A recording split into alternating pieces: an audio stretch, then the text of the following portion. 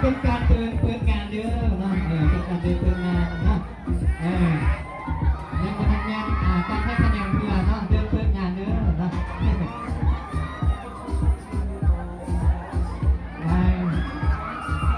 เอากองเสียยังไง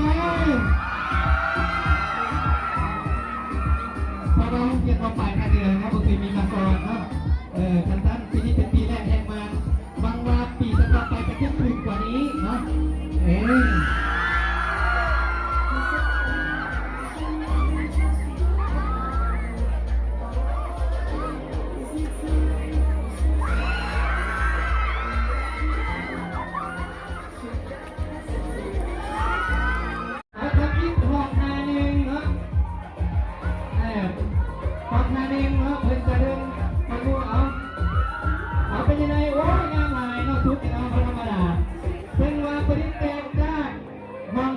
โดยเฉพาะเลยนะ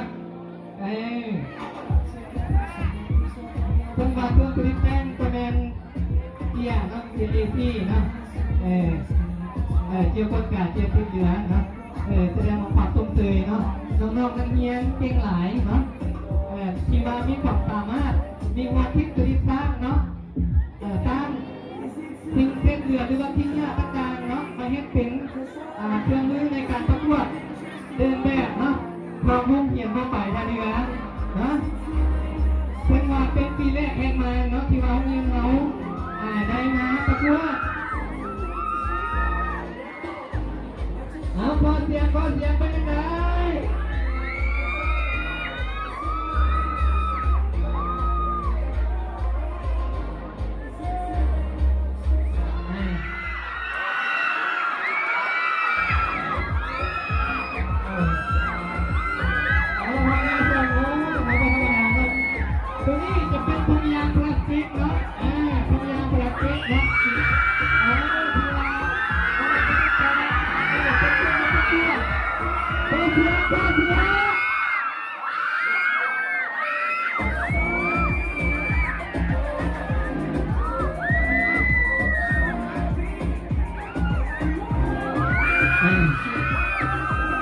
เป็นธรรมดาเนาะความสามารถของน้องทั้งสองเป็นธรรมดาเนาะ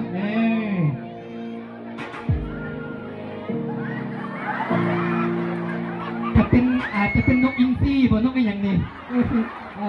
โอ้ธรรมดาทั้งหกที่เป็นสัตว์เอาขอเสียงธรร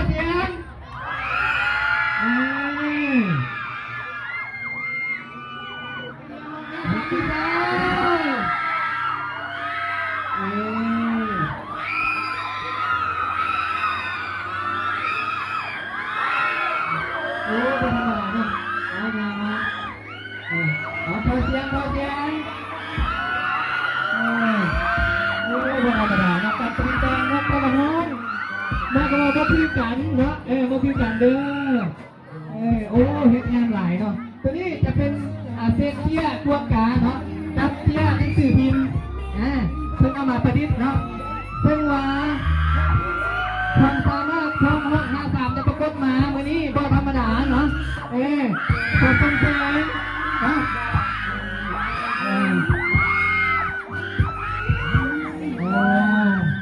วันธรรมดาเนาะอันนี้ทั้งชายแบบเนาะเอาพอเสียงห้อง53นะ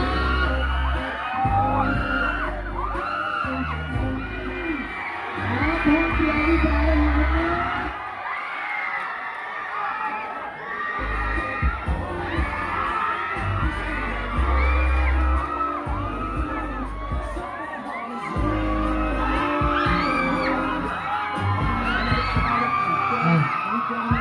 ตัวนี้จะเป็นเซต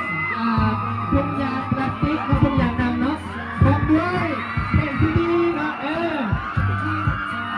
และปริแต่งด้วยฝาเบียร์ลาวและเป๊ปซี่เนาะเป็นอย่างนี้ลายหลากหลายเนาะลายให้แบบเนาะวันนี้เนาะทางน้ำจิ้มมาใส่ทะเดียเขาก็ได้แห้งหลากหลายอย่างลายสิ่งแปลกปลอมนักประดิษฐ์ขึ้นมาจากน้องๆนักเรียนมองไปทางเรือที่ว่าเก่งหลายเนาะ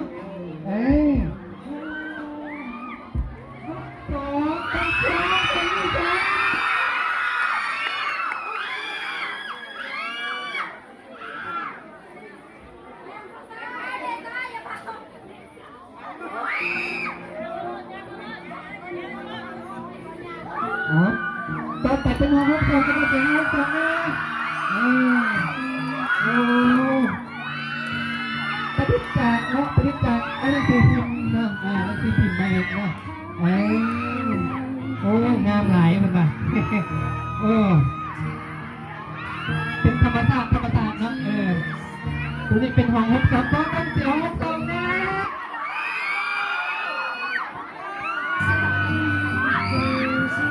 มันนี่ก็ทดสอบให้ตอนนี้ซ่าได้ไหมนึงเนาะมันจะพังเนาะ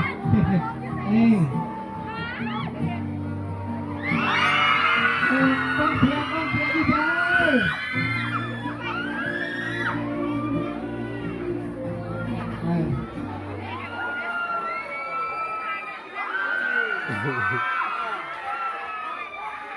ต่อไปเนาะห้อง63ขึ้นมาเลยเด้อขอเสียงต้องเสียนะครับเสียงต้องเสียนะ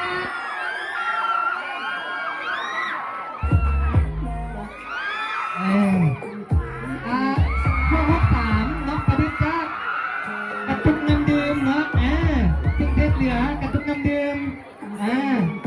และพร้อมด้วยโลชั่นผิวขาวถูกไหมเนาะมันมีทั้งกระป๋องเป๊ปซี่และสปอนเซอร์เนาะตามด้วยเสื้อฟางเนาะงานหายเนาะมีปีกอีกเนาะจะเป็นนกยินที่พร้อมด้วยเนาะเอาก็เสียของ63แน่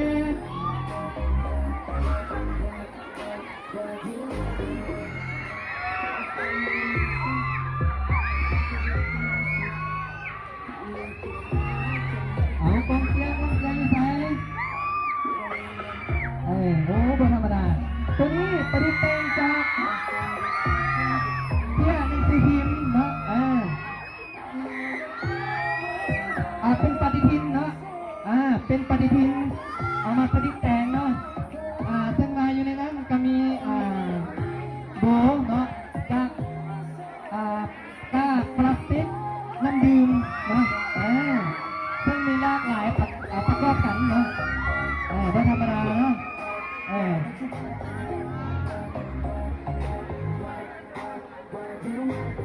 เอาทานไก่เนาะฮอกจิ๊กหนึ่งเป็นแบบห้องเจ็ดสองขอเสียงฮัตตงและทางผู้ชมนะ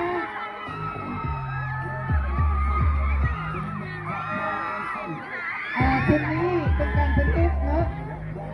เป็นกาของเบียร์ลาวเนาะพร้อมด้วยกาของมันดีวัวเสียซึ่งมามีเมฆกระเบื้อกาเมฆกระเบื้อน้ำเนาะไม่ธรรมดาเนาะน้องๆเงี้ยแต่ละห้องซึ่งมามีความคิด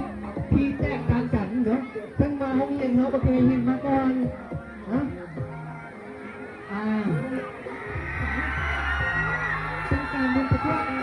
ห้อง73เนาะ73เนาะเอาต้องเสียอยู่ใส่ต้องเสียห้อง73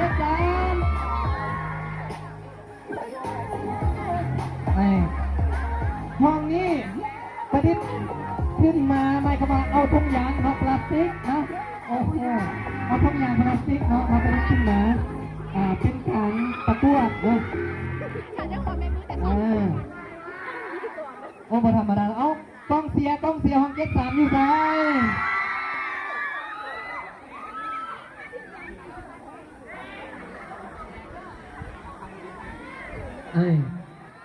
คือว่าเนาะมัดแต่ละห้องเนาะ